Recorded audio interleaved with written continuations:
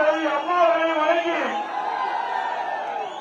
இந்த சிறப்பான தேர்தல் பிரச்சார கூட்ட நிகழ்ச்சியிலே கலந்து கொண்டு சிறப்பித்துக் கொண்டிருக்கின்ற செயலாளர் முன்னாள் அமைச்சர் சட்டப்பேரவை அறிவிச்சார் கடம்பூர் சி ராஜ் அவர்களே,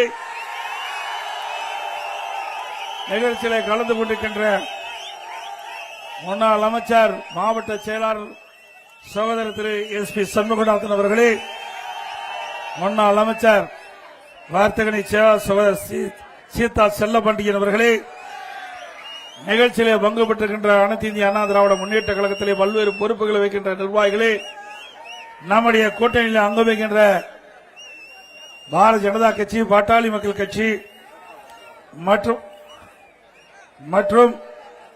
நம் கூட்டணியில் அங்கம் வைக்கின்ற கட்சியுடைய நிர்வாகிகளை, தொண்டர்களை, வாரியந்து சிறப்பித்துக் கொண்டிருக்கின்ற பெரியோர்களை, தாய்மார்களே, வாக்கா பெருமக்களே, தொழிலாளர் நண்பர்களே, விவசாயிகளை, விவசாய தொழிலாளிகளே, பத்திரிகையாளர், ஊடகங்களே, அத்தனை பேருக்கும் என்னுடைய முதற்க நன்றி கலந்த வணக்கம்.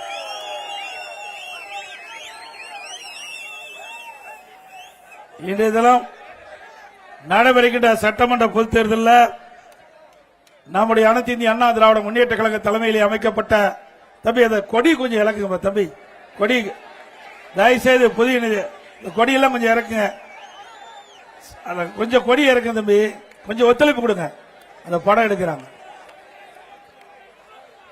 அனைத்து இந்திய அண்ணா திராவிட முன்னேற்ற கழக தலைமையிலே அமைக்கப்பட்ட தேசிய ஜனநாயக கூட்டணி சார்பாக கழகத்தினுடைய வெற்றி வேட்பாளராக கோவில்பட்டி சட்டமன்ற தொகுதியில் கடம்பூர் சி ராஜ் அவர்கள் நிறுத்தப்பட்டிருக்கிறார்.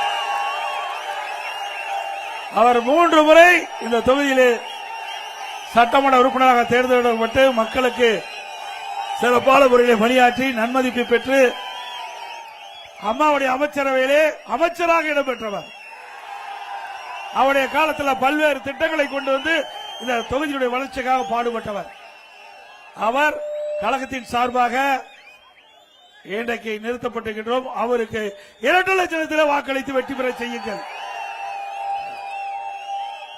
அதே போல ஸ்ரீவைகுண்டம் சட்டமன்ற தொகுதியில் கழகத்தின் சார்பாக முன்னாள் அமைச்சர் மாவட்ட செயலர் திரு SP சண்முகநாதன் அவர்கள் நிறுத்தப்பட்டிருக்கின்றார். அவரும் அந்த தொகுதியிலே நன்மதிப்பு பெற்றவர், மக்களிடத்திலே அழகாக எளிமையாக பழகக்கூடியவர், அமைச்சராக இருந்து பல்வேறு பணிகளை மேற்கொண்டு அந்த தொகுதியிலே நற்பெயர் பெற்றவர். கழகத்தின் சார்பாக அவரை நிறுத்தப்பட்டிருக்கின்றது. அவருக்கு 2 லட்சத்திலே வாக்களித்து வெற்றி பெற செய்யுங்கள். தூத்துக்குடி சட்டமன்ற தொகுதியிலே கழகத்தின் வேட்பாளராக அறிவிச்சவர் திரு சீதா செல்லப்பாண்டியன் அவர்கள் நிறுத்தப்பட்டிருக்கின்றார். அவர் அமைச்சராக இருந்தவர், மாவட்ட கழக செயலாளர் இருந்தவர், இந்த தூத்துக்குடி மாவட்டத்திலே நன்கு அறிமுகமானவர். அந்த தூத்துக்குடி நகர மக்கள், ஒன்றிய பகுதி மக்களுக்கு பல்வேறு திட்டங்களை கொடுத்து மக்களிடத்தில் நன்மதிக்கப்பட்டவர். அவருக்கு 2 லட்சத்திலே வாக்களித்து வெற்றி பெற செய்யுங்கள். அதேபோல விளாத்திக்குளம் தொகுதிக்கு அதிமுக சார்பாக சகோதரி திருமதி ஆர் சத்யா அவர்களை நிறுத்தப்பட்டிருக்கின்றோம். அவர் ஏற்கனவே உள்ளாட்சி அமைப்பிலே பொறுப்பில் இருந்திருக்கின்றார். நன்கு மக்களிடத்திலே நன்கு அறிமுகமானவர், மக்களுக்கு தேவையான திட்டங்களை கொடுத்தவர். அவர் உள்ளாட்சி அமைப்பிலே பொறுப்பில் இருக்கின்ற பொழுது மக்களோடு தொடர்பு கொண்டவர்.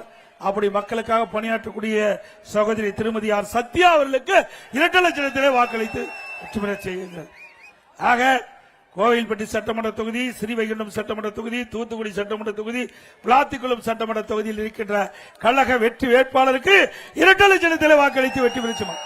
நம்முடைய சின்னம் அம்மாவின் சின்னம், புரட்சி தலைவர் எம்ஜிஆர் சின்னம், விவசாயிகள் சின்னம், தொழிலாளர்கள் சின்னம், வெற்றி சின்னம். 2 லட்சத்திலே வாக்களித்து வெற்றி பெற செய்யுங்கள்.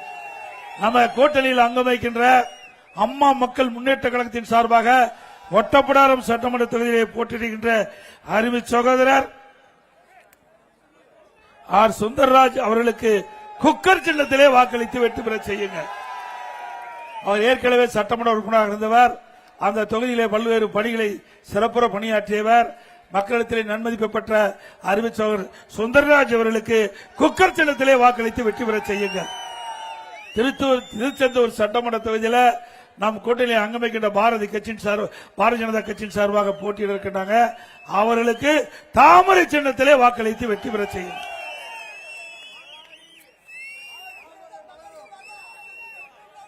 ஆக இன்னைக்கு தூத்துக்குடி மாவட்டத்தை பொறுத்த வரைக்கும் இங்க விவசாயம் நிறைந்த பகுதி. இந்த தூத்துக்குடி கோயில்பட்டி நகரத்தில் கடலை மிட்டாய் இன்னைக்கு இந்தியா முழுவதும் பிரசித்தி பெற்ற தொழில் கடலை மிட்டாய் தயாரிக்கின்ற பணி.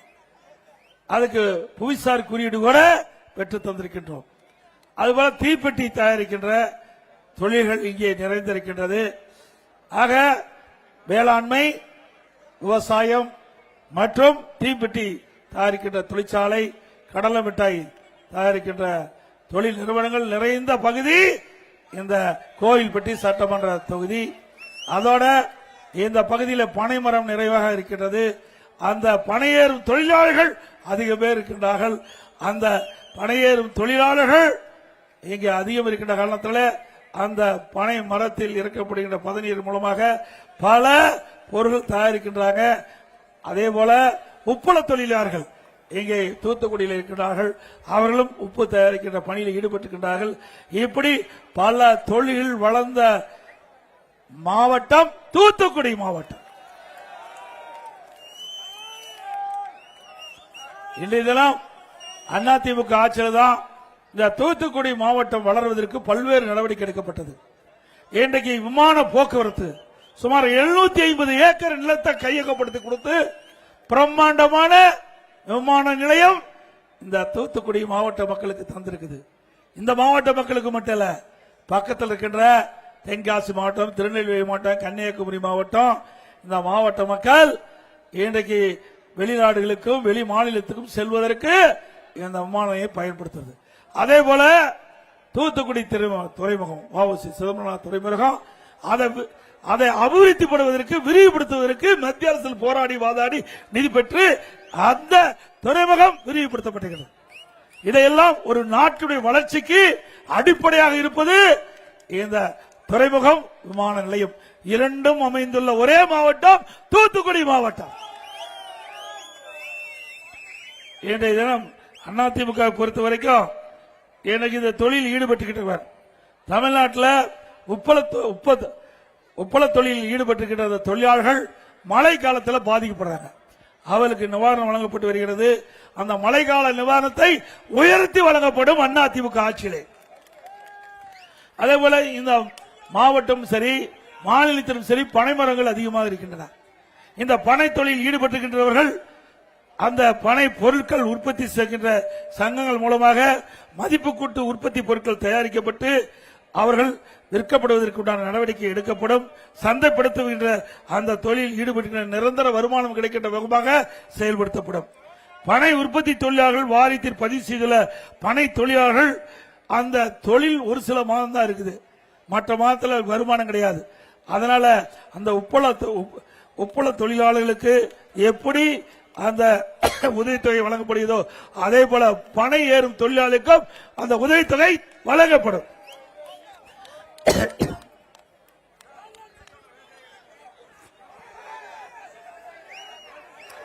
அதே போல பனை தொழில் பனை மரம் ஏறுகின்ற பொழுது விபத்தில் ஏற்பட்டு உயிரிழந்தால் தற்போது கொடுக்கப்படுகின்ற நிதி உதவியை உயர்த்தி 10 லட்சம் ரூபாய் அந்த குடும்பத்துக்கு நிவாரணத் தொகை வழங்கப்படும். பணியேறும் தொழிலாளருக்கு அவர்களுக்கு தேவையான உபகரணங்கள் விலையில்லாமல் வழங்கப்படும்.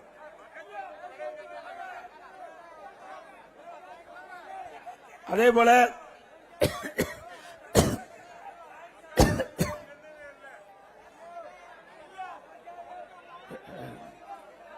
இன்றைக்கு அதிமுக ஆட்சியில் பல்வேறு திட்டங்களை நிறைவேற்றி கொடுத்திருக்கிறோம். சிந்திச்சு பாருங்க, ஒரே ஆண்டில் 11 அரசு மருத்துவக் கல்லூரி மருத்துவமனை கொண்டு வந்து தமிழகத்திலே ஒரு வரலாற்றை படைத்த அரசாங்கம் அதிமுக அரசு. கல்வியில சிறந்த மாநிலம் என்று சொன்னா அது தமிழ்நாடு. அந்த அளவுக்கு கல்விக்கு முன்னுரிமை கொடுத்த அரசு அதிமுக அரசு. அம்மா இருக்கின்ற பொழுது தமிழ்நாடு அரசுல பல துறைகள் இருந்தாலும் கல்வித்துறைக்கு தான் அதிகமா நிதி ஒதுக்கீடு செஞ்சு கொடுத்தோம், பள்ளி கல்வித்துறைக்கும் உயர்கல்வித்துறைக்கும். அதனால தமிழகத்தினுடைய கல்வி வளர்ச்சி அபரிதமா இருந்தது. இன்னைக்கு அதிமுக ஆட்சியில் உயர்கல்வி படிக்கக்கூடிய எண்ணிக்கை 52% இருந்தது. இன்னைக்கு திமுக ஆட்சியில் அது குறைந்து 48% ஆகிடுது. உயர்கல்வி படிக்கக்கூடிய எண்ணிக்கை குறைஞ்சு போச்சு. அதிமுக ஆட்சியில் 68 கலை மற்றும் அறிவியல் கல்லூரி கொடுத்தோம், 21 பாலிடெக்னிக் கல்லூரி கொடுத்தோம், 4 பொறியியல் கல்லூரி, 4 வேளாண்மை கல்லூரி, 5 கால்நடை மருத்துவக் கல்லூரி, ஆராய்ச்சி நிலையம் கொடுத்தோம், பாலிடெக்னிக் ஐடி கல்லூரி கொடுத்தோம். இப்படி அதிகமான கல்லூரிகளை கொடுத்து இன்றைக்கு தமிழ்நாட்டில் சாதாரண குடும்பத்தில் பிறந்த ஏழை எளிய குடும்பத்தில் பிறந்த மாணவ மாணவி கூட பட்டப்படிப்பு படிக்கக்கூடிய சூழ்நிலையை உருவாக்கி தந்த அரசு அதிமுக அரசாங்கம். மத்திய அரசு 2030 அடைய வேண்டிய உயர்கல்வியில் அடைய வேண்டிய இலக்கை 2019 ஆண்டு நாம் அந்த உயர்கல்வி படிக்கக்கூடிய இலக்கை அடைந்த அரசாங்கம் அதிமுக அரசாங்கம். அது மட்டுமல்ல, இன்னைக்கு ஒரு அரசாங்கம் எப்படி செயல்பட வேண்டும் என்பதற்கு உதாரணமாக இருந்தது அதிமுக அரசு. அதிமுக ஆட்சி ஒரு பொற்கால ஆட்சி என்று மக்கள் பாராட்டுகின்ற அளவுக்கு ஒரு சிறப்பான ஆட்சி நாங்கள் கொடுத்தோம். அதோட நீங்க சிந்திச்சு பாருங்க, கொரோனா காலம் ஒரு வருடம் ஒரு மக்கள் கடுமையாக பாதிக்கப்படுகின்ற சூழல் இருந்தது. அந்த காலகட்டத்தில் கூட விலைவாசி உயரல. ஒரு வருஷங்க மக்கள் வெளியிலே நடமாட முடியல. அந்த வைரஸ், கொரோனா வைரஸ் தொற்றால் பாதிக்கப்பட்டா உயிரிழக்க வேண்டிய நிலை ஏற்பட்டுடும். அதையெல்லாம் கருத்திலே கொண்டு அதிமுக அரசு மக்களை கண்ணை இமைகாப்பதை போல பாதுகாத்தோம். நான் முதலமைச்சர் போல 32 மாவட்டத்துக்கு நேரடியா போய் மாவட்ட ஆட்சியாளர் அலுவலகத்தில் இந்த கொரோனா வைரஸ் பரவலை எப்படி தடுக்கப்படுகிறார்கள், அதற்கு என்ன நடவடிக்கை எடுக்கப்பட்டது, விவசாயிகள் எந்த அளவுக்கு பாதிக்கப்படுகிறார்கள், தொழிலாளர்கள் எந்த அளவுக்கு பாதிக்கப்படுகிறார்கள், இன்று பல தொழில்கள் எப்படி அந்தந்த மாவட்டத்தில் நடக்குது, அதனால மக்கள் எப்படி பாதிக்கிறாங்க அப்படி என்று ஆலோசனை நடைபெற்று அந்த ஆலோசனைப்பட பல்வேறு நடவடிக்கை எடுத்தோம். அதனால இந்தியாவிலேயே கொரோனா வைரஸ் பரவல் தடுப்பதிலே முதல் மாநிலம் தமிழ்நாடு.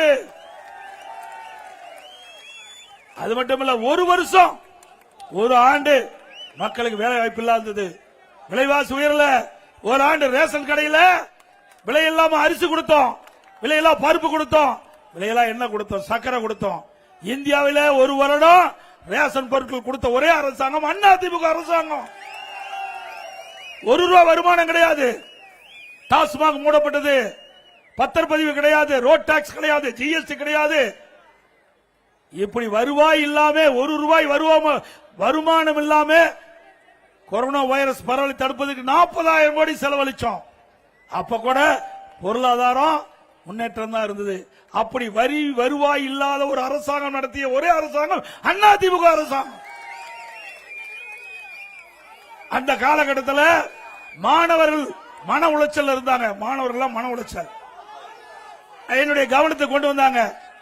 அரசு பள்ளியில் படிக்கின்ற மாணவர்கள் ஓராண்டு வீணாகிவிட்டதே என்று அவர் மன உளைச்சல் இருந்தாங்க. கல்லூரி மாணவர்கள் மன உளைச்சல் இருந்தாங்க.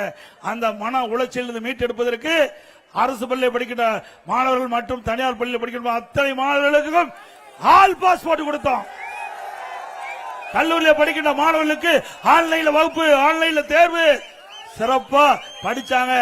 அவர்கள் பட்டப்படிப்பு பட்டம் பெற்றாங்க. பட்டப்படிப்புல இது அதிமுக ஆட்சியுடைய சாதனை. அந்த காலகட்டத்தில் அம்மா உணவகம், இன்றைக்கு ஏழைகள் வேலை இல்லாம இருக்கிறாங்க, கஷ்டப்படக்கூடாது என்பதற்காக இன்றைக்கு அம்மா உணவகத்தின் மூலமாக உணவு தயாரிக்கப்பட்டு சுட சுட 3 வேளை 7 லட்சம் பேருக்கு தமிழ்நாட்டில் கொடுத்தோம். இந்திய வரலாற்றில் எந்த மாநிலத்திலும் ஒரு நாளைக்கு 7 லட்சம் பேருக்கு 3 வேளை உணவு கொடுத்த வரலாறு கிடையாது. கர்ப்பிணி தாய்மார்கள், மாற்றுத்திறனாளிகள், முதியோர்களுக்கு அவர் வீட்டுக்கே சென்று உணவு கொடுத்த ஒரு அரசாங்கம் அதிமுக அரசாங்கம். இப்படி எந்த அரசாங்கமும் செயல்பட முடியல. நான் முதலமைச்சர் பொறுப்பேற்ற பிறகு கடுமையான வறட்சி, குடிப்பதற்கு கூட தண்ணி கிடையாது. அந்த காலகட்டத்தில் கூட அனைத்து இந்திய அண்ணா திராவிட முன்னேற்ற கழக அரசு தனி கவனம் செலுத்தி திறமையா செயல்பட்டு மக்களுக்கு பிரச்சனை இல்லாமல் தங்குதடை இல்லாமல் பாதுகாக்கப்பட்ட நீர் கொடுத்த அரசு அதிமுக அரசு. பிறகு டெல்டா மாவட்டம் கடுமையான புயல், வெள்ள சேதம், அதையும் சரி செஞ்சோம். அதுக்கு பிறகு கொரோனா, அதையும் சரி செஞ்சோம். இப்படி மிக மிக ஒரு கடுமையான சோதனையான நேரத்தில் கூட ஒரு சிறப்பா செயல்பட்டு திறமையான அரசாங்கம் என்பதை நிரூபித்து காட்டிய அரசாங்கம் அதிமுக அரசாங்கம். இன்னைக்கு திமுகவில் என்ன புயல் வந்ததா, வெள்ளம் வந்ததா, கொரோனா வந்ததா, ஒண்ணுமே வரல. ஆனா ஊழல் மட்டும் நடக்குது. கலெக்ஷன், கமிஷன், கரப்ஷன் நடக்காத நாளே இல்ல. 5 ஆண்டு காலம் இதுதான் இந்த ஆட்சியில் பார்க்க முடிந்தது. மக்களுக்கு எந்த ஒரு பெரிய திட்டங்களும் அல்ல. அண்ணா திமுக ஆட்சியில் இருந்ததை விட திராவிட முன்னேற்ற கழக ஆட்சியில் 2024-25 1,36,000 கோடி அதிகமா வருமானம் வருது. 5 லட்சம் கோடி கடன் வாங்கி இருக்கிறீங்க. என்ன திட்டத்தை கொண்டாந்தீங்க? புதிய கல்லூரி கொண்டாந்தீங்களா? புதிய அரசு மருத்துவமனை கொண்டாந்தீங்களா? புதிய மாவட்டத்தை உருவாக்குனீங்களா? புதிய தாலுகா உருவாக்குனீங்களா? எதுவுமே இல்ல. கடன் அதிகம், வருமானம் அதிகம், புதிய திட்டம் இல்ல. இப்படிப்பட்ட ஆட்சி தொடர வேண்டுமா? மக்களை கொள்ளையடிக்கின்ற ஆட்சி தேவையா? சிந்திச்சு பாருங்க. இந்த வரி எல்லாம் நீங்க, இந்த கடன்லாம் நீங்க தாங்க கட்ட வேணும். சும்மா வந்தா வேடிக்கை பார்த்துன்னு போயிடாதீங்க. இந்த கடன்லாம் தாய்மார்களே, இந்த கடன்லாம் திரு ஸ்டாலின் வாங்கி வச்சுட்டு போயிட்டார். என் தலையில் முதல் உங்க தலை வரைக்கும் இந்த கடன் சுமை நம்ம சுமந்துட்டு இருக்கிறோம். 5 லட்சம் கோடி. சிந்திச்சு பாருங்க. ஒவ்வொருவரும் சிந்திக்க வேணுங்க. இது உங்களுடைய அரசாங்கம். நீங்க ஓட்டு போட்டு தேர்ந்தெடுக்கிற அரசாங்கம். அந்த அரசாங்கம் எப்படி செயல்பட என்பதை நாம் சிந்திக்க வேண்டிய நேரம் வந்து விட்டது. 73 ஆண்டு காலம் தமிழகத்திலே 2021 வரை 73 ஆண்டு காலம் பல கட்சிகள் ஆண்டு இருக்குது. காங்கிரஸ், திமுக, அண்ணா திமுக, திமுக, அண்ணா திமுக, திமுக, இப்படி பல ஆட்சிகள் செய்து 2021 தமிழ்நாட்டுடைய கடன் 4,86,000 கோடி. திமுக ஆட்சிக்கு வந்து 2021 இப்ப 2026 வரைக்கும் 5 லட்சம் கோடி கடன். அத்தனையும் கொள்ளையடிக்கப்பட்டு விட்டது. இப்படி கொள்ளையடிக்கிற ஆட்சி தொடர வேண்டுமா? அது மட்டுமல்ல, ஸ்டாலின் சொன்னார் 2021 தேர்தல் அறிக்கையில் குறிப்பிட்டார், திராவிட முன்னேற்ற கழகம் ஆட்சிக்கு வந்தா அரசு காலி பணியிடங்கள் 3 லட்சம், அரசு சார்ந்த காலி பணியிடங்கள் 2 லட்சம், மொத்தம் 5 லட்சம் காலி பணியிடங்கள் அரசின் சார்பா இருக்குது. அதை அனைத்தும் நிரப்பப்படும் சொன்னார். கடந்த சட்டமன்ற கூட்டத்தொடரில் குறிப்பிட்டார். திராவிட முன்னேற்ற கழகம் 5 ஆண்டுல 94,000 அரசு காலி பணியிடங்கள் நிரப்பப்பட்டது. ஆனா 5 ஆண்டுல ஓய்வு பெற்றவருடைய எண்ணிக்கை 1 லட்சம் பேர். ஓய்வு பெற்றவருடைய எண்ணிக்கை 1 லட்சம். பணி நிரப்பப்பட்டது 94,000. அதுல 6,000 கம்மி. ஏற்கனவே 5 லட்சம், 5,56,000 காலி பணியிடங்கள் இன்றைய தினம் இருக்குது. இப்ப பேசுறார் ஆண்டுக்கு 1 லட்சம் காலி பணிகள் நிரப்பப்படும். எங்க நிரப்பின? ஏற்கனவே உனக்கு வாய்ப்பு கொடுத்தாச்சு. அந்த வாய்ப்பை பயன்படுத்தி காலி பணிகள் நிரப்பல. அண்ணா திமுக ஆட்சிக்கு வந்தா படித்த இளைஞர்களுக்கு முழுமையாக வேலைவாய்ப்பு கிடைக்கின்ற விதமாக நடவடிக்கை எடுக்கப்படும். டிஎன்பிசி, அந்த டிஎன்பிசி மூலமாக அதிகமாக வேலைவாய்ப்பு உருவாக்கி தந்த அரசு அண்ணா திமுக அரசாங்கம் தான். அந்த டிஎன்பிசி கூட தேர்வு எழுதுதல் முறைகேடு மிக மிக தில்லுமுள்ளு செஞ்சாங்க. முறைகேடு நடந்தது. அதை கூட முழுமையா இந்த அரசால தேர்வு நடத்த முடியாத திறமையற்ற கையிலாகாத அரசு தொடர வேண்டுங்களா? விலைவாசி இன்னை முட்டுக்கிட்ட அளவுக்கு உயர்ந்து போச்சு. இன்றைக்கு ஏழைகள் பாதிக்கிறாங்க. அந்த பாதிப்பிலிருந்து மீட்டெடுப்பதற்கு ஏதாவது நடவடிக்கை எடுத்தாங்களா? திட்டம் தீட்டி கொடுத்தாங்களா? எதுவுமே இல்ல. திட்டம் போடுறாங்க கொள்ளையடிப்பதற்கு, திட்டம் போடுறாங்க ஊழல் செய்வதற்கு. ஆனா மக்கள் படுகின்ற துன்பத்தில் இருந்து விடுபடுவதற்கு எந்த ஒரு புதிய திட்டமும் கிடையாது. இன்னைக்கு விலைவாசி என்ன? அண்ணா திமுக ஆட்சியில இன்னைக்கு 1 கிலோ அரிசி, இதெல்லாம் நான் மளிகை கடையில் வாங்கிட்டு வந்திருக்கிறேன். ஏன்னா இந்த ஆட்சியுடைய அவலங்களை மக்கள் தெரிந்து கொள்ள வேண்டும் அல்லவா? இன்றைக்கு பெரும்பாலும் தமிழகத்தில் சுமார் 70% பேர் சாதாரண குடும்பத்தை சேர்ந்தவர்கள். அப்படிப்பட்டவர்கள் இந்த விலைவாசி கடுமையாக பாதிக்கப்படுகிறார்கள். அப்படி பாதிப்பிலிருந்து மீட்டெடுப்பதற்கு இந்த அரசு எந்த நடவடிக்கை எடுக்கப்படவில்லை. பச்சரிசி, சாப்பாட்டு அரிசி 1 கிலோ அண்ணா திமுக ஆட்சியில் 40 ரூபாய், திமுக ஆட்சியில் 75 ரூபாய். பொன்னி புழுங்கல் அரிசி 1 கிலோ அண்ணா திமுக ஆட்சியில் 45, திமுக ஆட்சியில் 75. இட்லி புழுங்கல் அரிசி 1 கிலோ அண்ணா திமுக ஆட்சியில் 30 ரூபாய், திமுக ஆட்சியில் 55 ரூபாய். கடலெண்ணெய் 1 கிலோ அண்ணா திமுக ஆட்சியில் 130 ரூபாய், திமுக ஆட்சியில் 200 ரூபாய். நல்லெண்ணெய் 1 கிலோ அண்ணா திமுக ஆட்சியில் 250, திமுக ஆட்சியில் 500 ரூபாய். துவரம் பருப்பு 1 கிலோ அண்ணா திமுக ஆட்சியில் 74, திமுக ஆட்சியில் 120. உளுத்தம் பருப்பு 1 கிலோ அண்ணா திமுக ஆட்சியில் 79, திமுக ஆட்சியில் 120. இதெல்லாம் அன்றாடம் மக்களுக்கு தேவை, எல்லாம் தேவைங்க. இது உணவுப் பொருள், இது இல்லாத வாழ முடியாது. ஆக இப்படி விலை ஏறுகின்ற பொழுது அது விலை கட்டுப்படுத்துவதற்கு இந்த அரசு எந்த நடவடிக்கை எடுக்கல. ஆனா அதிமுக அரசாங்கம் விலை கட்டுப்பாட்டு நிதி என்று நான் முதலமைச்சர் இருந்த காலத்தில் கூட்டுறவுத்துறைக்கு 100 கோடிக்கு ஒதுக்கப்பட்டு எந்த உணவுப் பொருள் விலை ஏறுகிறதோ அந்த உணவுப் பொருள் எந்த மாநிலத்தில் விலை குறைவாக கிடைக்கிறதோ அங்க போய் கூட்டுறவுத்துறையின் மூலமாக கொள்முதல் செய்து கொண்டு வந்து தமிழகத்தில் விலை ஏற்றத்தை தடுத்த அரசாங்கம் அதிமுக அரசாங்கம். ஏழைகள் பாதிக்க கூடாது என்பதற்காக அதிமுக அரசு விழிப்போடு இருந்து செயல்பட்டது என்பதை நேரத்தில் சுட்டிக்காட்டுறேன். அதே மாதிரி கட்டுமான பொருட்கள் விலை இனிமேல் திமுக ஆட்சி இருக்க வரைக்கும் வீடே கட்ட முடியாது. கனவுல வேணா வீடு கட்டி மகிழலாம். திமுக ஆட்சியில் அதிமுக ஆட்சி ஒரு யூனிட் எம்சான் 3000 ரூபாய், திமுக ஆட்சியில் 6000 ரூபாய். ஒரு யூனிட் ஜல்லி 2000 ரூபாய் அதிமுக ஆட்சியில், திமுக ஆட்சியில் 5500. ஒரு டன் கம்பி 40000 ரூபாய் அதிமுக ஆட்சியில், திமுக ஆட்சியில் 65000. ஒரு செங்கல் அதிமுக ஆட்சி 7 இருந்து 8 ரூபாய், இப்போ 12 ரூபாயிலிருந்து 14 ரூபாய்க்கு விற்குது. சிமெண்ட் ஒரு மூட்டை 240 ரூபாய் அதிமுக ஆட்சியில், திமுக ஆட்சியில் 350 ரூபாய். மரம் 200% உயர்ந்து போச்சு. வீடு கட்ட முடியுமா? ஏங்க 5 ஆண்டுல இவ்வளவு விலை உயர்ந்தா எப்படி நடுத்தர மக்கள் ஏழை மக்கள் வீடு கட்டி அவர்கள் வாழ முடியும்? திரு ஸ்டாலின் அவர்கள் 2021 சட்டமன்ற பொதுத் தேர்தல் போது திராவிட முன்னேற்ற கழக தேர்தல் அறிக்கையில் குறிப்பிட்டார், இன்றைக்கு கட்டுமான பொருட்கள் விலை ஏறுகின்ற பொழுது அத்தியாவசிய பட்டியலில் சேர்க்கப்பட்டு விலை குறைப்பதற்கு நடவடிக்கை எடுக்கப்படும் என்று தெரிவித்தார். சட்டமன்றத்தில் நான் கேட்டேன், திரு ஸ்டாலின் அவர்களே 2021 சட்டமன்ற பொதுத் தேர்தலில் நீங்க கொடுக்கப்பட்ட வாக்குறுதி நிறைவேற்றுங்க. கட்டுமான பொருள் விலை உயர்ந்து விட்டது, அத்தியாவசிய பட்டியலில் சேர்க்கப்பட்டு விலை குறைப்பதற்கு நடவடிக்கை எடுக்குன்னு சொன்னா எந்த நடவடிக்கை எடுக்கல. இங்க திறமையற்ற முதலமைச்சர், பொம்மை முதலமைச்சர் நாட்டை ஆண்டு கொடுக்க என்ன தெரியுது? நீங்க நேற்று பாருங்க, உதாரணத்துக்கு நேற்று தினம் தேர்தல் அறிவிப்பு வெளியிடுறார். இந்த டிவி எல்லாம் பார்த்திருப்பீங்க. அறிவிப்பு வெளியிட்டதையும் முடிஞ்ச உடனே நிருபர் கேட்கிறார், என்னங்க இந்த அறிவிப்புல சில விளக்கம் கேட்கிறேன்னு.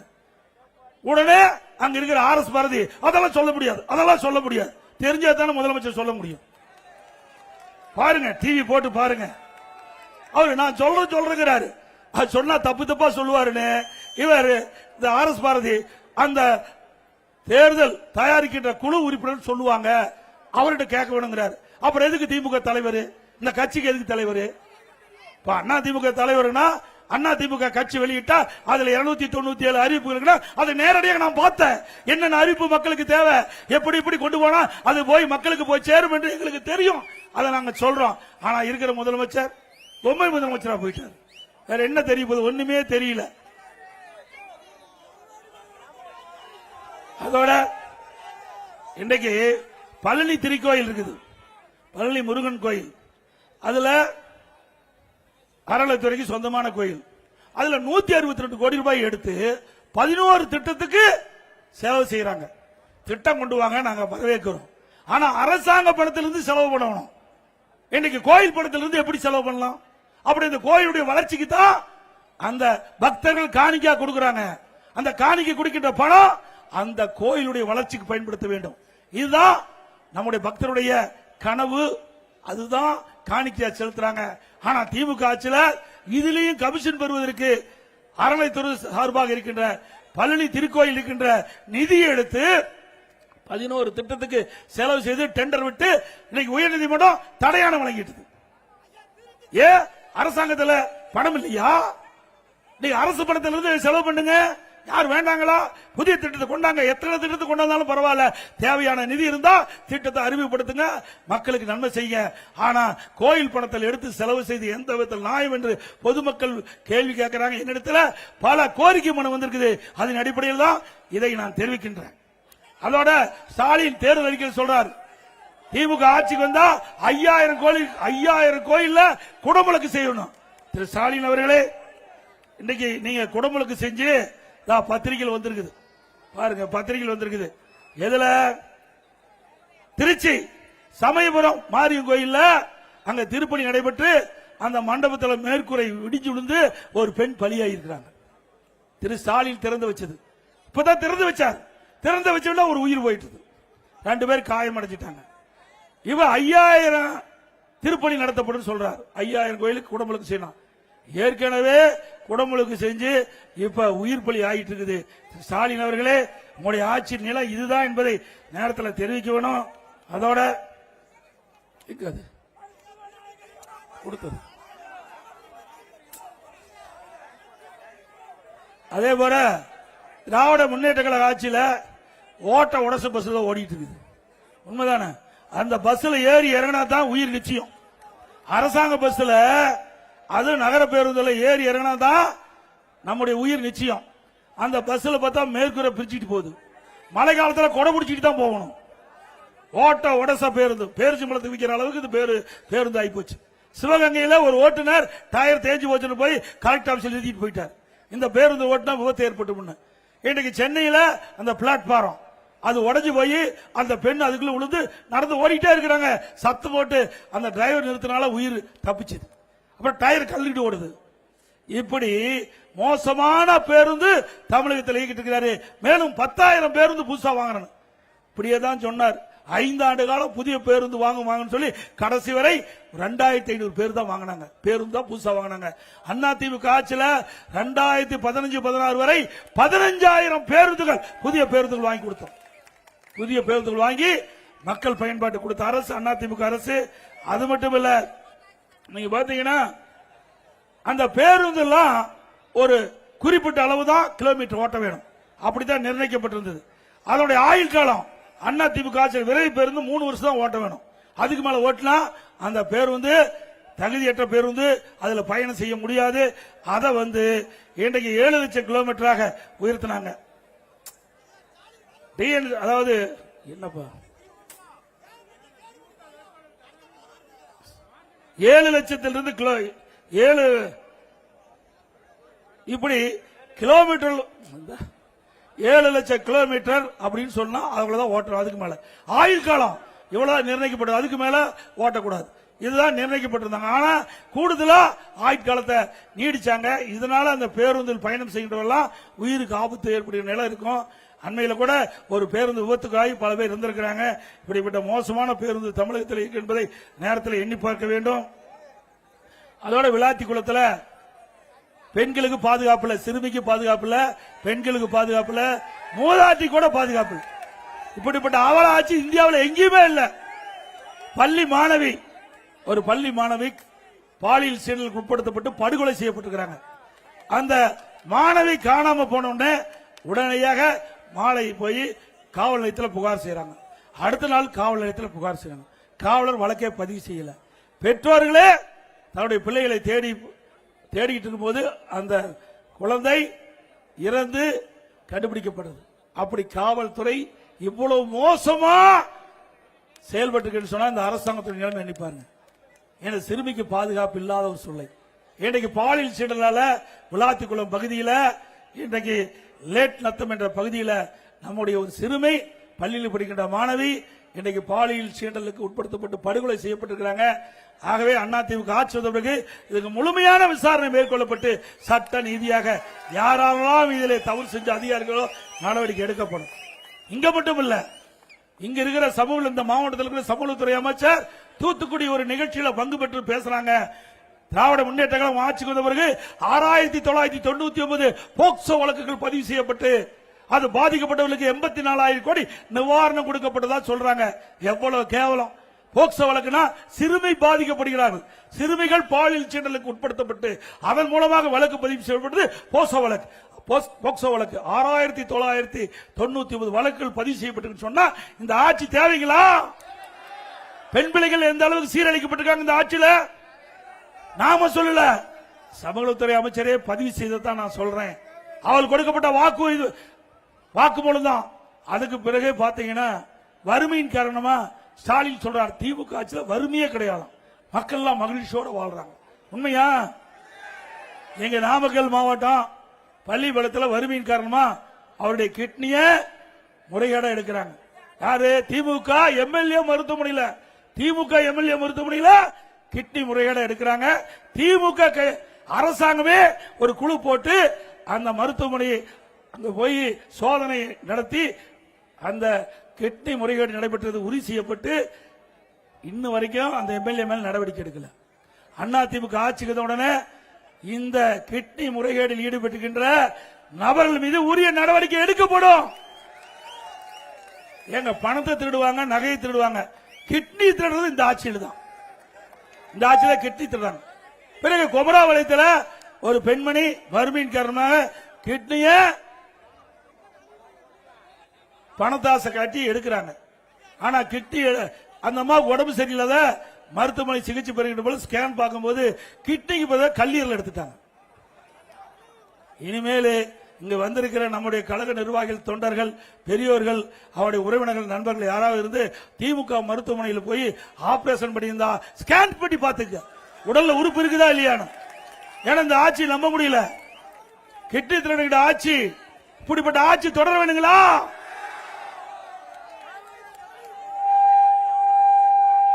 டாஸ்மாக் கொல்ல, உங்களுக்கு டாஸ்மாக்னா யாருன்னு தெரியும். யாருங்க? 10 ரூபாய். தமிழ்நாட்டில் 6000 மதுக்கடைகள் இருக்குது. டாஸ்மாக் கடை 6000 கடையில் ஒரு நாளைக்கு 1.5 கோடி பாட்டில் விற்குது. ஒரு பாட்டிலுக்கு எவ்வளவு வாங்குறாங்க? 10 ரூபாய். நீங்க தான் சொல்றீங்க, உண்மையா சொல்றீங்க. நம்ம நாட்டில் யாரும் டாஸ்மாக் போகாதீங்க. ஏன்னா அங்க ஒரிஜினல் சரக்கு இல்லைங்கிறாங்க. அதுலயும் ஊழல்.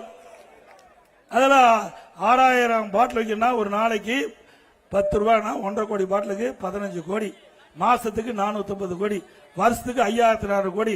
இந்த 5 வருஷத்துல 24,000 கோடி டாஸ்மாக் கடையில ஒரு பாட்டிலுக்கு 10 ரூபாய் அதிகம் வாங்கினதுல கொள்ளையடிச்ச அரசாங்கம் தொடர வேணுங்களா? இன்றைக்கு அமலாக்கத்துறை அதை கண்டுபிடிச்சு நடவடிக்கை எடுக்கிறது, நீதிமன்றத்தில் வழக்கு இருக்குது. அதே போல நகர்ப்புற வளர்ச்சித்துறை, குடிநீர் வழங்கத்துறையில முறைகேடு நடைபெற்றதாக அமலாக்கத்துறை ஆதாரத்தோடு அவள் மீது நடவடிக்கை எடுக்க வேண்டும்னு இன்னைக்கு சட்ட ஒழுங்கு டிஜிபிக்கு ஆதாரத்தோடு அறிக்கை அனுப்பிச்சு இதுவரைக்கும் எஃப்ஐஆர் பதிவு இல்லை. அதிமுக சார்பா நீதிமன்றத்துக்கு போன நீதிமன்றம் அமலாக்கத்துறை கொடுக்கப்பட்ட ஆதாரம் சரி, அவர்கள் மீது சம்பந்தப்பட்டவர்கள் மீது எஃப்ஐஆர் பதிவு செய்ய வேண்டும் தீர்ப்பு கூறியும் இதுவரைக்கும் நடவடிக்கை எடுக்கல. அதிமுக ஆட்சி வந்த பிறகு சட்ட நீதியாக தவறு செய்தல் மீது நடவடிக்கை எடுக்கப்படும்.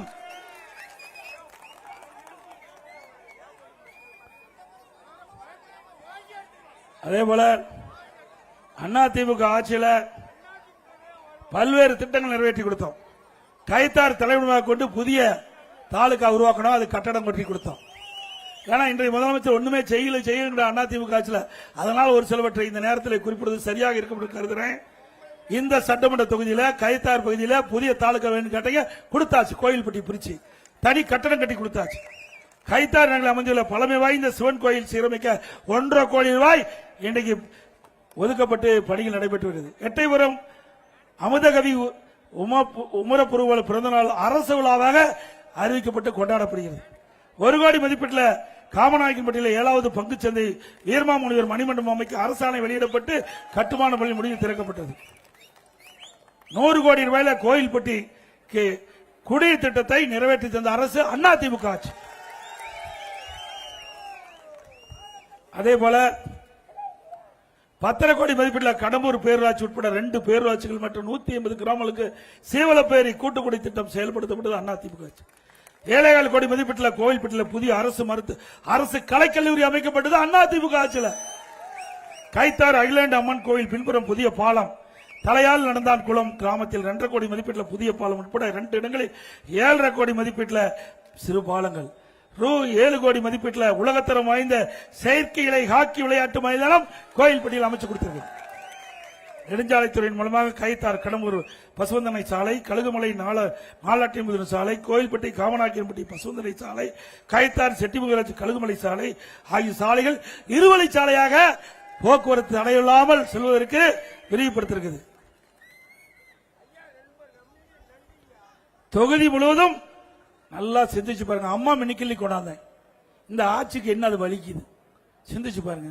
ஏழை மக்கள் அதிகமா வசிக்கூடிய பகுதியில் அங்க அம்மா மினிக்கிள்ளி கொண்டாந்து அங்க இருக்கிற ஏழை மக்களுக்கு சிகிச்சை அளிக்கக்கூடிய திட்டம் தான் அம்மா மினிக்கிள்ளி திட்டம். தமிழ்நாட்டில் 2000 அம்மா மினிக்கிள்ளி கொண்டு வரப்படும் என்று அறிவிக்கப்பட்டோம். இந்த கோயில்பட்டி சட்டமன்ற தொகுதியில் 17 அம்மா மினிக்கிள்ளி கொடுத்தோம். அதை மூடிட்டாங்க. ஏங்க ஏழைகளுக்கு சிகிச்சை அளிப்பது கூட இந்த அரசாங்கம் ஒதுக்க முடியல. இவர்கள் நாட்டு மக்களை என்ன செய்ய போறாங்க? இதுல என்ன அரசியல் வேண்டியது இருக்குது? எல்லா அரசாங்கமே மக்களுக்கு நன்மை செய்வதற்கு தான் ஆட்சி அமைக்கிறாங்க. ஆனா இந்த அரசாங்கம் அப்படி இல்ல. மக்களுக்கு நன்மை செய்வதை தடுக்கின்ற அரசாங்கம் தேவையா? ஒவ்வொரு அம்மா மினிக்கிளையும் ஒரு எம்பிபிஎஸ் டாக்டர், ஒரு செவிலியர், ஒரு மருத்துவ உதவியாளர் அந்த மருத்துவமனையிலே செயல்படுவார்கள். அங்க இருக்கின்ற ஏழை மக்கள், அவர்கள் வசதியற்ற ஏழை மக்கள், அந்த மக்களுக்கு சிகிச்சை அளிக்கக்கூடியதான் அம்மா மினிக்கில் கொண்டாந்தோம். மிக சிறப்பா செயல்பட்டது. மக்களிடத்தில் மிகப்பெரிய வரவேற்பு. ஸ்டாலினால பொறுக்க முடியல. அதனால ஏழைகளுக்கு சிகிச்சை அளிக்கக்கூடிய திட்டத்தை கூட நிறுத்திய அரசாங்கம் தான் திரு ஸ்டாலின் மாடல் அரசாங்கம் என்பதை மக்கள் உணர வேண்டும். மீண்டும் அதிமுக ஆட்சி அமையும். இந்த அம்மா மினிக்கில் திட்டம் 17 இடத்திலும் தொடரும். அதேபோல இங்க டிபிடி தொழிற்சாலை இதுக்கு 18% ஜிஎஸ்டி இருந்தது, 12% குறைச்சோம். மீண்டும் மத்திய அரசு வலியுறுத்தி 5% ஜிஎஸ்டி வரியை குறைச்சது. தீப்பெட்டி மற்றும் பட்டாசு தொழிலாளர் நலன் காக்கும் வகையில் புதிய நலவாரியம் அதிமுக ஆட்சியில் அமைக்கப்பட்டது. புகழ்பெற்ற கோவில்பட்டி கடலை மிட்டாய்க்கு புவிசார் குறியீடு அதிமுக பெற்றுத் தரப்பட்டது. கோயில்பட்டி அரசு தலைமை மருத்துவமனையில் 10 கோடி மதிப்பீட்டில் தாய் சேய் நல மைய கட்டிடம் அமைக்கப்பட்டது அதிமுக ஆட்சி தான். பல கோரிக்கை வச்சிருக்கிறீங்க. அண்டை மாநிலமான கேரளாவுடன் நீண்ட நாள் பேச்சில் உள்ள பம்பை ஆறு வைப்பாறு இணைப்பு மூலமாக கோயில்பட்டி கழுகுமலை கைத்தாறு பகுதியை நீர்ப்பாசன பகுதியாக மாற்ற ஏற்பாடு செய்வதற்கு நடவடிக்கை எடுக்கப்பட்டது. வறட்சியான பகுதியெல்லாம் இருக்கின்ற ஏரிகள் நீர் நிரப்பப்பட்டு நிலத்தடி உயர்ந்து விவசாயிக்கு தேவை நீர் வழங்கப்படும். கோயில்பட்டியில் கூடுதல் மாவட்ட நீதிமன்றம் ஒருங்கிணைந்த நீதிமன்ற கட்டங்கள் வைக்கப்படும். கைத்தாறு கடம்பூர் அருகே சிட்கோ தொழிற்பேட்டை அமைக்கிறதுக்கான நடவடிக்கை எடுக்கப்படும். படித்தவர்களுக்கு வேலைவாய்ப்பு உருவாக்கி தரப்படும்.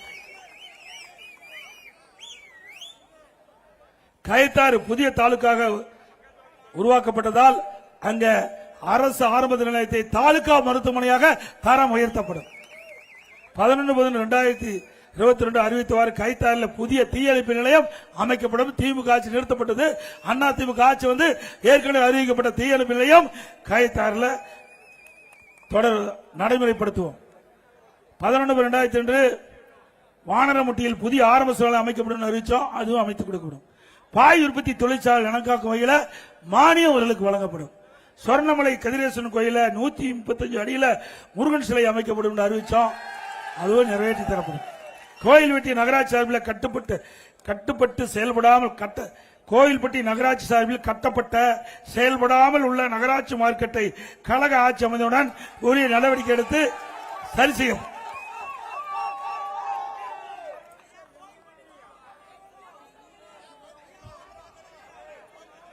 அதேபோல அதிமுக ஆட்சியில் நிறைய திட்டங்களை நிறைவேற்றி கொடுத்திருக்கிறோம். அதிமுக ஆட்சி சார்பா பல அறிவிப்புகள் நாங்கள் வெளியிட்டிருக்கிறோம். அதில் சில முக்கியமான அறிவிப்புகள் இந்த நேரத்தில் குறிப்பிடுவது பொருத்தமாக இருக்கின்ற கருதுனேன். அதிமுக ஆட்சியில் திமுக ஆட்சியில் மின் கட்டணம் உயர்ந்து போச்சு. இன்னைக்கு மின்சாரத்தை தொட்டாத்தான் ஷாக் அடிக்கும், மின் கட்டணத்தை கேட்டாவே ஷாக் அடிக்குது. அந்த அளவுக்கு மோசமான ஆட்சி. அதிமுக ஆட்சியில் இருந்ததை விட திமுக ஆட்சி வந்தவர்கள் 52% மின் கட்டணம் உயர்த்திட்டாங்க. ஆண்டுக்கு 5%, 3 வருஷத்துல 15% மின் கட்டண உயர்வு. இப்ப 67% மின் கட்டணம் உயர்ந்து போச்சு. கடைக்கு பீக் அவர் டபுள் சார்ஜ் வாங்குறாங்க.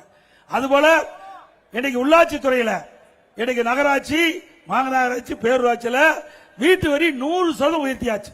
ஆண்டுக்கு 6% வீட்டு வரி உயர்த்துறாங்க. 2 வருஷம் 12% உயர்த்திட்டாங்க. கடைக்கு 150% வரி உயர்வு, அதையும் ஆண்டுக்கு 6% உயர்த்திருக்கிறாங்க.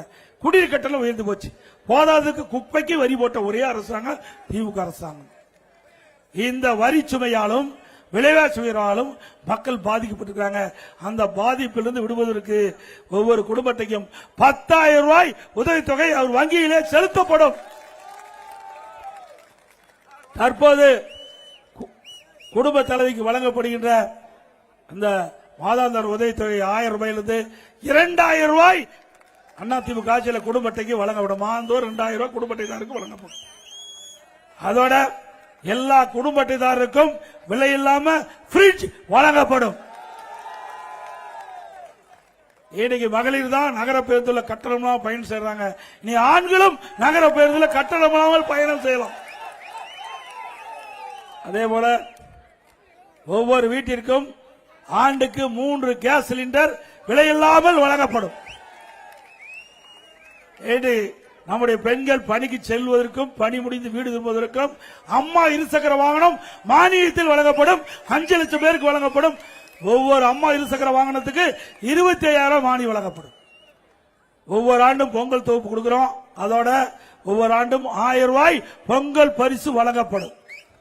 நம்முடைய தாய்மார்களுக்கும் நம்முடைய சகோதரிகளுக்கும் ஒவ்வொரு தீபாவளி என்றும் பட்டுப்புடவை வழங்கப்படும். அதேபோல இன்றைக்கு மாணவர்கள் இளைஞர்கள் வாங்கிய கல்விக் கடன் ரத்து செய்யப்படும்.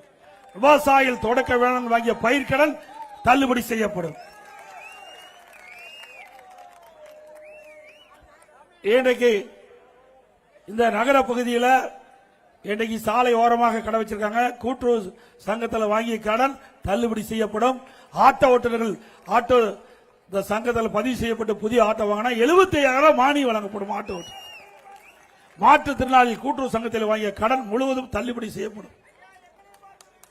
அதுபோல ஒவ்வொரு குடும்ப அட்டைதாருக்கும் விலையெல்லாம் அரிசி வழங்குறோம். அதே போல அதிமுக ஆட்சி அமைந்த உடனே விலையில்லா பருப்பு விலையில்லா எண்ணெய் வழங்கப்படும். ரேஷன் கடைகள் நிறைய அறிவிப்புகள் இருக்குது. அதே போல படித்த இளைஞர்கள் வேலைவாய்ப்பில் பதிவு செய்யப்பட்டு வேலை இல்லாமல் இருக்கின்றவர்களுக்கு மாதந்தோறும் 2,000 ரூபாய் பட்ட படிப்பு படித்த மாணவர்களுக்கு வழங்கப்படும்.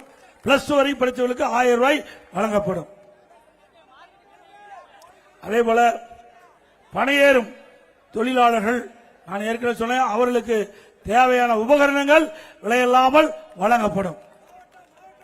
ஒப்பள தொழிலாளர்கள் அவர்களுக்கு அந்த வழங்கப்படுகின்ற அந்த மழைக்கால நிவாரண உதவி உயர்த்தி வழங்கப்படும். அதே போல 65 வயது முதிர்ச்சி அடைந்த மீனவர்களுக்கு மீனவ நலவாரி மூலமாக 2,500 ரூபாய் ஓய்வூதியம் வழங்கப்படும்.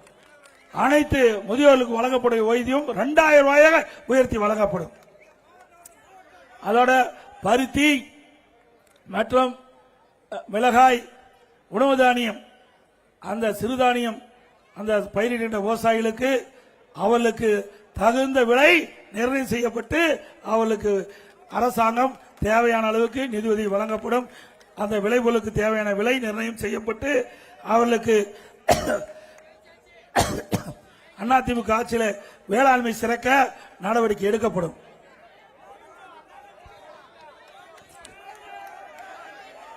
அனைத்து இந்திய அண்ணா திராவிட முன்னேற்ற கழக ஆட்சி அமைந்தவுடன் 297 அறிவிப்புகள் வெளியிட்டிருக்கிறோம். அனைத்து அறிவிப்புகளும் நிறைவேற்றி தரப்படும் என்ற நிலையை இந்த நேரத்தில் உருவாக்கி தரோம். திமுக ஆட்சி வருவது 100% முடியும். முடியாது, முடியுமா? ஆனா திமுக தலைவர் ஸ்டாலின் சொல்லியிருக்கார், திமுக ஆட்சிக்கு வந்தா கூப்பன் கொடுப்பாங்களாம். எதுல? அதுல ஊழல் செய்வதற்கு. கூப்பன் யாரு கொடுப்பா? ஆட்சிக்கு வருவதற்கு 100% முடியாது. ஆனாலும் அதுலயும் ஊழல் செய்வதற்கு தான் இந்த அறிவிப்பு கொடுத்திருக்கிறாங்க. திமுக கட்சிக்காரன் தான் கொடுப்பான். அப்போ அதுக்கு பணத்தை வாங்கிட்டு தான் இந்த கூப்பன் கொடுப்பான். அப்படிப்பட்ட ஆட்சி தேவைங்களா? அதிமுக ஆட்சி பொறுத்த வரைக்கும் மக்கள் என்ன எண்ணுகிறார்களோ அந்த எண்ணப்படி செயல்படுகின்ற அரசு அதிமுக அரசு என்பதை நேரத்தில் சுட்டி வருகின்ற சட்டமன்ற பொதுத் தேர்தல் முக்கியமான தேர்தல். குடும்ப ஆட்சிக்கும் வாரிசு அரசியலுக்கும் முற்றுப்புள்ளி வைக்கின்ற தேர்தல் சட்டமன்ற பொதுத் தேர்தல். நம்முடைய கூட்டணி கட்சி வேட்பாளர்களும் கழக வேட்பாளர்களும் வெற்றி பெறுவதற்கு நீங்கள் அத்தனை பேரும் வாக்களித்தவர்கள் வெற்றி பெற செய்ய வேண்டுமாய் இருகரம் கூப்பி வேண்டி கேட்டு, மக்களை காப்போம், தமிழகத்தை மீட்போம். மக்களை தமிழகத்தை மக்களை தமிழகத்தை மக்களை தமிழகத்தை ஸ்டாலின் மாடல் அரசு, ஃபெயிலியர் மாடல் அரசு. Bye bye Stalin. மிக சிறப்பாக எழுச்சியாக தேர்தல் பிரச்சார நிகழ்ச்சி ஏற்பாடு செய்த அறிவிச்சார் கடம்பூர் ராஜ் அவர்களுக்கும் அறிவிச்சார் சண்முகநாதன் அவர்களுக்கும் அவரோடு இணைந்து பற்றிய கழக நிர்வாகிகளுக்கும் நிகழ்ச்சியிலே பங்கு பெற்ற கழக நிர்வாகிகள் அத்தனை பேருக்கும் கூட்டணி கட்சி சேர்ந்த தலைவர்களுக்கும் மற்றும் இந்த நிகழ்ச்சியில கலந்து கொண்டிருக்க என் சின்னத்துறை அவர்களுக்கும் திரு என்.கே. பெருமாள் எக்ஸ்-எம்எல்ஏ அவர்களுக்கும் திரு மோகன் எக்ஸ்-எம்எல்ஏ அவர்களுக்கும் திரு சின்னப்பன் எக்ஸ்-எம்எல்ஏ அவர்களுக்கும் திரு சரவண பெருமாள் அவர்களுக்கும் திரு பி.ஏ. ஆறுமுக நயினார் அவர்களுக்கும் திரு ஹென்றி அவர்களுக்கும் திரு நீல மேகவரணம் எக்ஸ்-எம்எல்ஏ அவர்களுக்கும் மற்றும் பாஜக வடக்கு மாவட்ட தலைவர் திரு சரவண கிருஷ்ணன் அவர்களுக்கும், பாஜக மாவட்ட தலைவர் திரு சித்ராங்கன் அவர்களுக்கும், பாமக வடக்கு மாவட்ட செயலர் திரு வேலுச்சாமி அவர்களுக்கும், பாமக மத்திய மாவட்ட செயலர் திரு லட்சுமணன் அவர்களுக்கும், பாமக தெற்கு மாவட்ட செயலர் திரு பரமகுரு அவர்களுக்கும், அம்மா மக்கள் முன்னேற்ற கழக மாவட்ட செயலர் திரு பி ஜானியேல் சாலமோகன் மணிராஜ் அவர்களுக்கும், பாமக வடக்கு மாவட்ட செயலர் திரு பூலாக பாண்டியன் அவர்களுக்கும், பாமக மாவட்ட செயலாளர் திரு பொன்ராஜ் அவர்களுக்கும், தமாக மாவட்ட தலைவர் திரு என்பி ராஜகோபால் அவர்களுக்கும், தமாக மாவட்ட திரு எஸ்.ஆர். விஜயதீலன் அவர்களுக்கும், தமிழக முன்னேற்ற கழக மாவட்ட திரு தோப்பு அவர்களுக்கும், தமிழக முன்னேற்ற கழக வழக்கறிஞர் திரு லாரன்ஸ் அவர்களுக்கும், தமிழக முன்னேற்ற கழக வழக்க ஆறுமுக செல்வம் அவர்களுக்கும், புரட்சி பாரதிய இளீன் அவர்களுக்கும் மற்றும் கூட்டணியில் அங்கு வைக்கின்ற பல்வேறு கட்சியுடைய தலைவர் நிர்வாகிகள் மற்றும் அகில இந்திய மூவேந்தர் முன்னேற்ற கழகம், பெருந்தலைவர் மக்கள் கட்சி, தமிழ்நாடு தேவர் பேரவை, தேவேந்திர குழு, வேளாண் கூட்டமைப்பு, நேதாஜி சுரேஷ் சேனை, தமிழர் விடுதலை கழகம், ஆதி தமிழர் முன்னேற்ற கழகம் மற்றும் கூட்டணியில் அங்கம் வைக்கின்ற அனைத்து கட்சி தலைவர்களுக்கும் தொண்டர்களுக்கும் நன்றி, நன்றி, வணக்கம்.